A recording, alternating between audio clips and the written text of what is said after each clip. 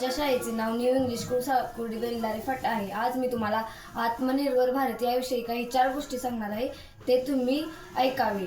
आत्मनिर्भर भारत ही एक मोहीम आहे ज्याचा उद्देश भारताला सामाजिक, आर्थिक आणि तांत्रिकदृष्ट्या स्वावलंबी बनणे आहे। 2020 मध्ये कोविड-19 महामारीच्या पार्श्वभूमीवर सरकारने या यानाला चालना देण्यासाठी 20 लाख कोटी रुपयांचे आर्थिक प्रोत्साहन पॅकेज जाहीर केले। या योजनेत अर्थव्यवस्था, पायाभूत सुविधा व्यवस्था गतिमान योजनेत लोकसंख्या आणि मागणी हे 5 आधारस्तंभ आहेत। ते स्वदेशी उत्पादनाला चालना मिळेल, देशाच्या प्रगतीसाठी हे मदत करतात।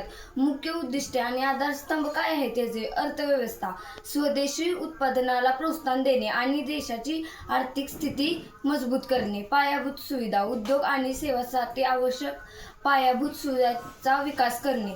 व्यवस्था, कार्यक्षम आणि लवचिक प्रगतीसाठी व्यवस्था निर्माण करणे। लोकसंख्या, देशाला सक्षम आणि कुशल क्षमतेचा पाया उभारणे। मागणी, देशांतर्गत मागणी वाढवून द्यावी, विकासाला चालना देणे। मोहीम कशी सुरू झाली? कोविड-19च्या महामारीमुळे जागतिक पुरवठा साखळीवर झालेल्या परिणाम आणि स्वावलंबी बनण्यासाठी गरज होती।